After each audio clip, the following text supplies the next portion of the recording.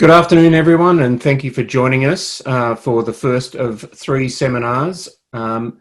Firstly, I'd like to acknowledge the traditional custodians of this land whose culture and customs have nurtured and continue to nurture this land since the Dreamtime. I know that everyone is spread throughout the country and perhaps around the world, so welcome to wherever you are. In this, where I am, it is the Gadigal people of the Eora Nation.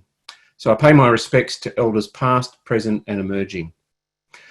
As I said, this is the first of three seminars on data and decision making. The format for this talk is for a presentation of 30 minutes and followed by questions. Please make sure you ask your questions via the Q&A section of this webinar, remembering you can vote for questions you like to put them to the top of the queue. I'll be putting as many questions as I can to our presenter after the presentation, and I'll do this for each of the sessions. Today we're going to hear from Lawrence Ehrlicht of IFM. Lawrence leads a team involved in quantitative research and portfolio management for IFM. Lawrence has a PhD in systems engineering and is a CFA charter holder. He has also been a lecturer in our Master of Applied Finance program, and he joins us from Melbourne, where I can guarantee you it doesn't look like that. Welcome, Lawrence. I'll hand over to you. Thanks very much. And it doesn't look like that, but this is just my aspiration of where I'd like to be. And in fact, you know, if we think back 10 or 20 years, could we have had video conferences like this? Could we have had virtual backgrounds like this? The world is changing so quickly, and that's what I'm talking about. And yes, I'd much rather be on this beach, and once the travel restrictions are not in place, I would love to go to Queensland. So let's get started.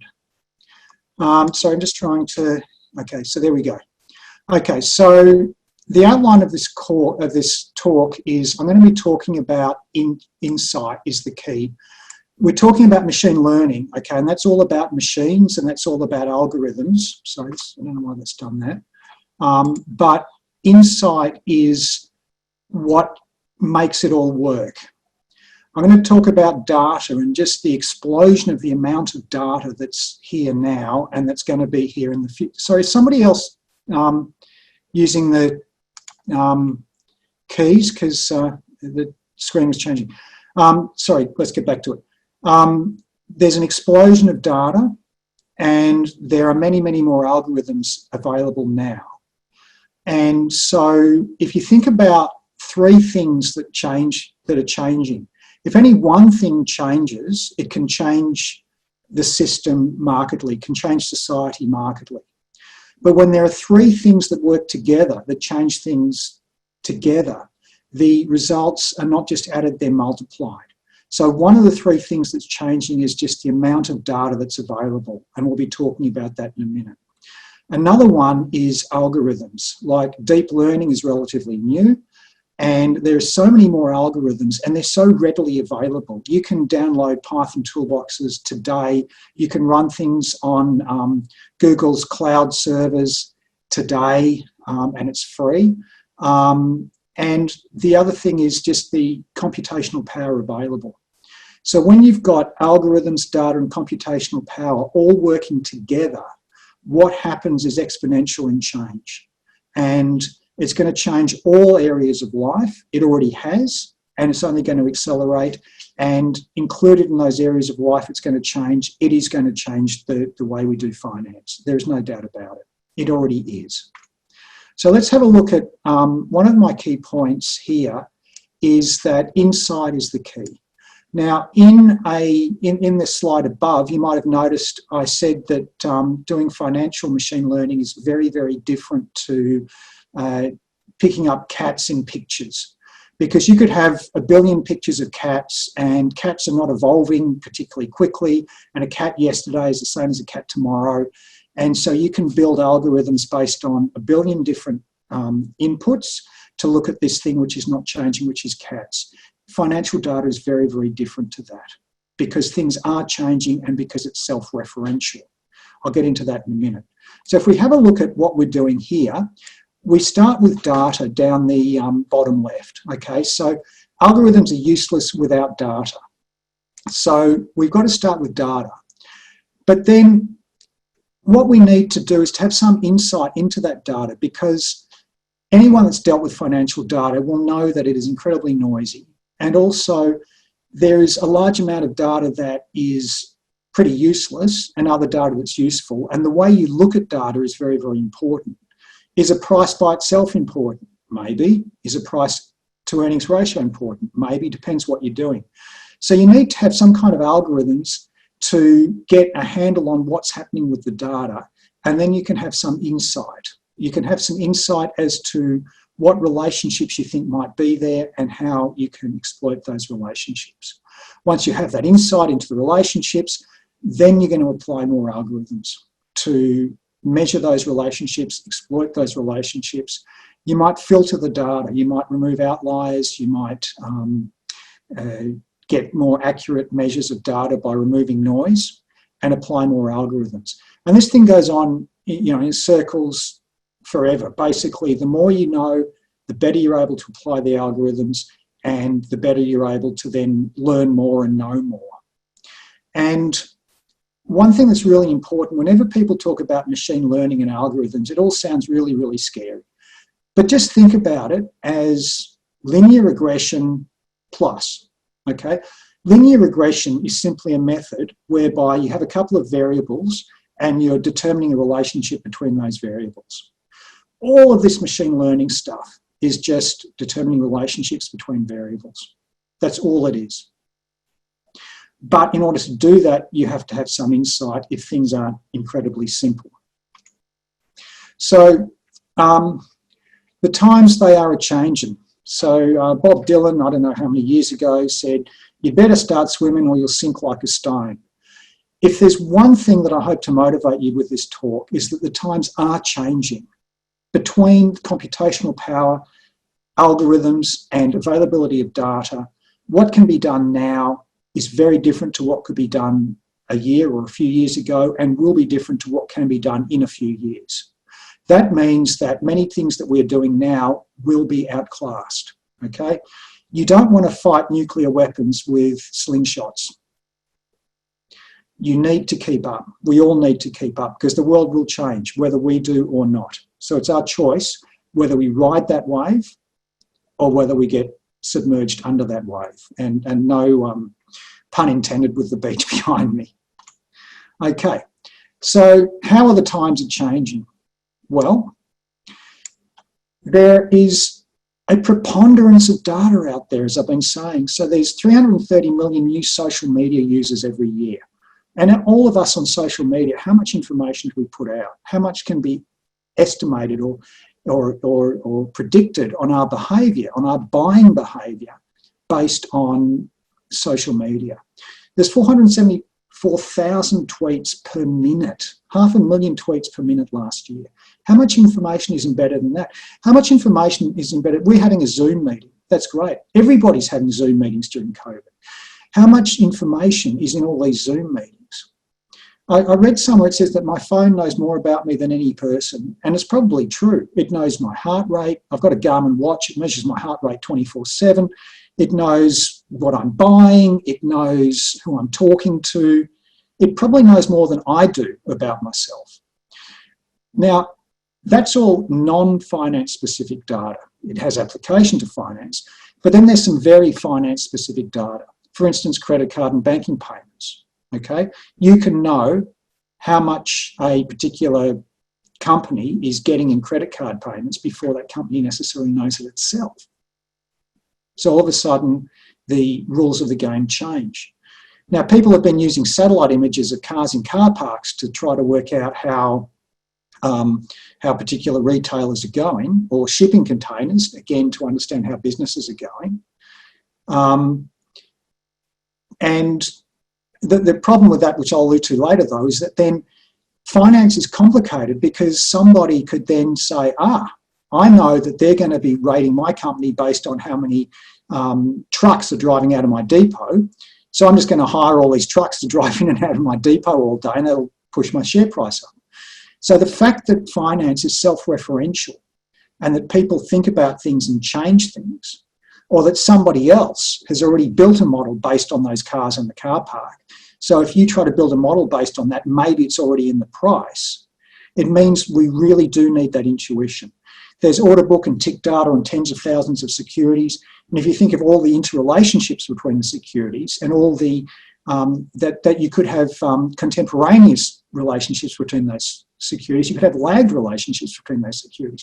The amount of possible correlations is enormous, and people are already selling data which looks at supply chains of various companies and how one company, you know, like Apple might be buying certain components from some other company, and so if you know something about what's happening with the iPhone sales, you can then know what's happening with some other company that may not have reported yet. Or there are businesses, for instance, that might provide invoicing services or payroll. I mean, the amount of intelligence into what's happening in other businesses that these businesses have is just huge. So there is data out there to be mined. And data mining is both in finance a pejorative term, where it means that you've just kept, you know, looking at the data again and again until you find a superfluous relationship that isn't real. But also it can be a positive term, meaning that there is something in this data and we want to find this missing treasure. So the next slide I got, whoops, so thank you. The next slide I got, that's not original to me. I got it from Raconteur, www.raconteur.net, unapologetically. It was just great. It turns out that in a day, by 2025, 463 exabytes will be used, which is, you can see the thing there, how many zeros it is. It's one with 18 zeros, okay? In a day, there are 95 million photos and videos shared on Instagram. There are 28 petabytes to be of wearable data. I could go on with all these things, but I don't need to. The point is that the amount of data out there is huge. And I've got no doubt that if you know how to look in that data, or if you have access to it and you know how to look into it, you will be able to find out insights that people can't without that data. And I was just reminded of this today. I mean, I'm a runner, and just half an hour ago, I got an email that something I'd bought had been delivered, and I went and a pair of running shoes had been delivered. That's nice. Now, I use Garmin, and Garmin measures my runs. So Garmin knows how far I've run. Now, Garmin can also, you could work out, if you know how far I've run and you know my history of buying running shoes, you know how many kilometres it is between me buying running shoes and how soon I'm going to buy another pair. Now, if you add that up over millions and millions of runners all around the world, all of a sudden you've got really great input into Nike or New Balance or something. I mean, if it turns out that people are running more during COVID because they can't go to gyms, then does that mean that running shoes are going to go up? I don't know. Could.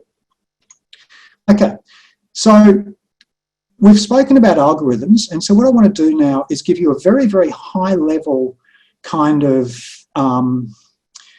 description of what some of these algorithms do, very, very high level. And I can tell you from personal experience that on the web, there are any number of fantastic resources on learning these things. What I was referring to from Google is something called Colab. I think it stands for Co-Laboratories or something, which is effectively a Jupyter notebook, a notebook which runs Python with Google's TensorFlow machine learning tool on it. And you can use that for free, and it's all there, and you can just use it through a web browser. Anyway, supervised learning is the one we're mostly familiar with. That's where you've got some predictors, you've got some output, and you're trying to find a relationship between the predictors and the output. So example would be in finance, there's been any kind of number of models where, like Petrosky score or something, where people are looking for risk of default versus some financial variables. Or there's the classic where you're trying to predict a stock return based on historical market information and maybe stock fundamentals. So that's where you've got an output and you've got some inputs and you're trying to model the output to the inputs. Then there's ones that we're less familiar with, like unsupervised learning. And that's where you're trying to find relationships that you don't even know whether they should exist or what should be there. Now, there's an apocryphal one, which probably isn't true, but somebody has spoken about men buying beer and nappies on Fridays because, you know, men with young kids who can't go out on Friday night go and have to buy some nappies for the baby, and they buy some beer. So the idea was that then the supermarket could put beer near the nappies so that these men buy more beer and nappies. Now, that was probably not true, but it does illustrate what kind of things can turn up in the data. Or you could have clustering of stocks that have similar return properties. Like we cluster stocks as in value or growth stocks or this sector or that sector. But maybe we can do better than that, and we can cluster them based on certain relationships that they have that we may not have thought of. And an example would be like Apple and some of its suppliers. And another one is dimensionality reduction. One of the main problems, you've probably heard the phrase Bellman's curse of dimensionality, where the more variables you have, the harder it is to do anything because it just increases exponentially in what you've got to do. And dimensionality reduction is where you've got all these variables and you're trying to pick out what matters. And one example of that would be you might have 100 different value measures that are all highly correlated. But what you could do is you could use dimensionality reduction to come up with some principal components, 2 or 3 value measures that really do cover that gamut of value. Then there's semi-supervised learning, where some of the information is categorised and some is not. And a good example of that is where you're trying to teach a computer to identify, for instance, skin cancer spots versus non-skin cancer spots. And unfortunately, expert time is expensive, so you can't have a radiologist looking at every single example, but a radiologist will look at some of the examples, and then from there the computer's got some labelled examples and some unlabelled examples, and it learns. So what do all of these things do? Well, all they do is they find, they measure, and they exploit relationships in noisy data. And that's all that they do. So that should hopefully demystify all this machine learning stuff, like what is it, what is it? All it is finding relationships in noisy data, and maybe time varying data too. Okay, what are we up to now? What about financial markets in particular? Can we use these things? Well, yes and no. Why does it work? Well, it works because there's very pertinent information out there that can be used, like, for instance, satellite images of shipping containers, or parking lots or warehouses, credit card data, or, as I was talking about earlier, company invoicing systems, where if you get, like, if there's a company that has a lot of clients, and all of those clients are large companies, and it does all the invoicing for them, all of a sudden you know what the cash flow for all these companies is going to be before anybody else does. Probably. That's why it works. Why is it hard? Well, first of all, financial data is stochastically time varying. It's changing all the time. The relationships are changing all the time due to both intrinsic and extrinsic effects. Like, for instance, we've got this COVID-19 thing going on, and, you know, all of a sudden, bang, things were different. Now, could you have predicted it? Well, probably not. I mean, when I first saw COVID spoken about, my last experience with this was hearing about things like SARS. And SARS, you know, it was obviously horrible, but it didn't have the global impact that COVID has had. So I wasn't expecting it, but then COVID did. So all of a sudden things change. Things are stochastically time varying because of those extrinsic things and because of intrinsic things. Because, like, let's say there's a signal that works, then everybody jumps onto the signal. And then all of a sudden that changes whether that signal is going to work or not. I think it was Lowe, L-O, who wrote a paper a while ago called the Adaptive Markets Hypothesis, where he hypothesised that a signal arises, somebody notices it, starts making money out of it, more people notice it and make money out of it, but then once everybody starts noticing it and makes money out of it, it gets arbitraged away, so no one looks at it again for a while, so they look for something else, and then it arises again. They sort of come and disappear and come again. Maybe, but again, it shows that it's not as simple as identifying cats, which do not change. So it's self-referential, right? We're all looking at it, and the price of a stock is based on what people think, and it's based on the models that they make. So the models influence the outcome, which is very, very important. Also, as I mentioned earlier, there's faked data. You can have empty trucks leaving a depot, and also it is very limited data. what are you talking about? Why am I saying there's limited data when I've just been talking about exabytes or petabytes of data? Well, what I mean by that is there's a limited number of stocks, like big stocks. I mean, how many big stocks are there around the world? I mean, 10,000 maybe? I don't know. But there's only 10,000 stocks, and we've only got one history of those stocks, compared to how many billions of pictures of people or pictures of cats on the internet. So the data is actually quite limited in terms of the output, but the potential inputs is virtually limitless. So what does all this mean?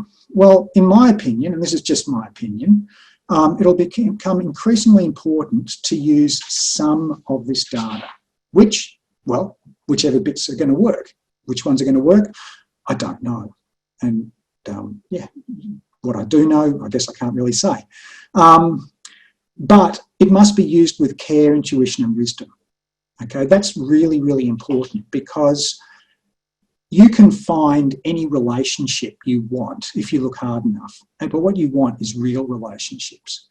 And the more data that's out there, the more possible it is to find unreal relationships, or even to find real relationships that no longer work. Like, I'm sure that the satellite imaging method, whoever thought of it first would have made a bucket load out of it.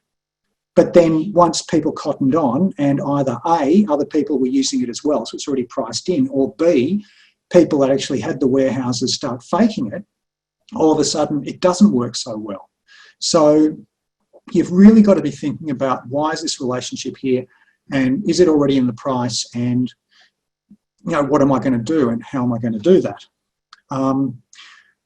Okay, next slide. Okay, so basically, a while ago, somebody talked about known knowns and unknown unknowns, etc. I think it might have been Colin Powell, I'm not sure.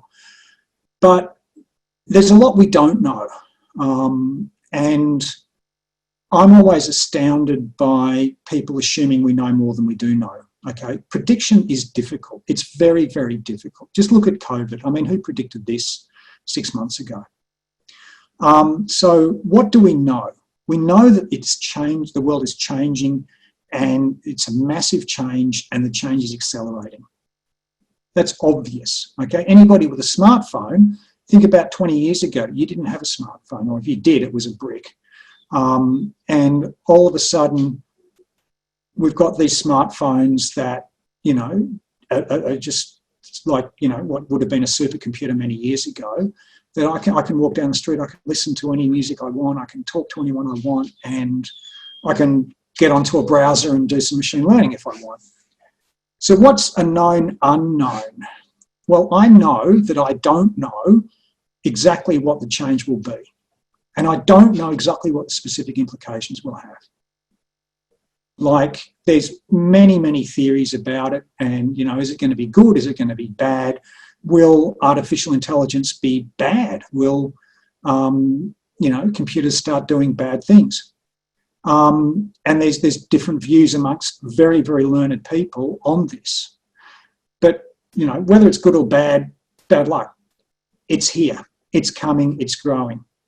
So what are the unknown unknowns? Well, I was actually thinking about changing this slide, but it was a bit late, because I was thinking anything I put in the unknown unknowns isn't an unknown unknown. So the interaction effects between data and AI and robotics and whatever else is going to come up, well, I guess that's probably an unknown unknown, in fairness, although it's an unknown unknown because I don't know what the other thing that's going to come up is.